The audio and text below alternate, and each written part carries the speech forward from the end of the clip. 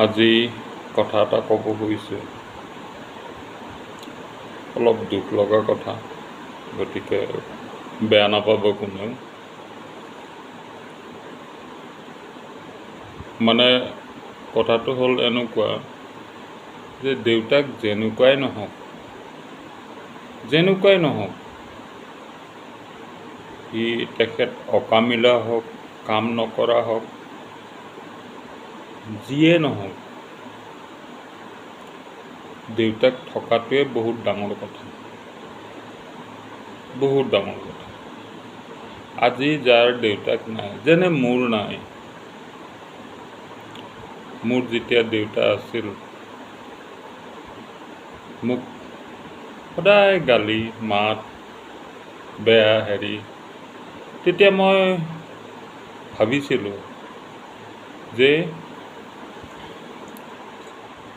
মই কি ঘৰত জন্ম ল'লোঁ, এনেকুৱা সদায় গালি পাৰি থাকে। মোক দেখিব নোৱাৰে নেকি, ওলাই যাওঁ নেকি ঘৰৰ পৰা।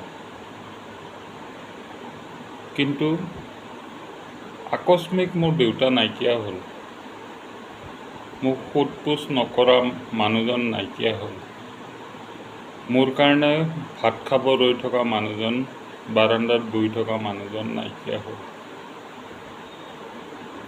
মই কি ভাল পাওঁ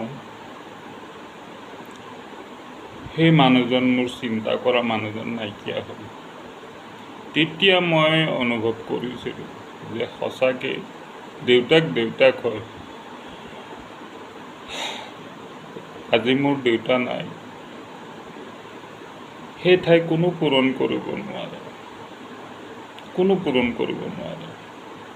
আৰু দেউতাক থকাটোৱে বৰ ডাঙৰ কথা। ইয়াৰ মানে কোনো ভাষা নাই, কোনো বুজাব নোৱাৰে, কোনো একো ক'ব নোৱাৰে।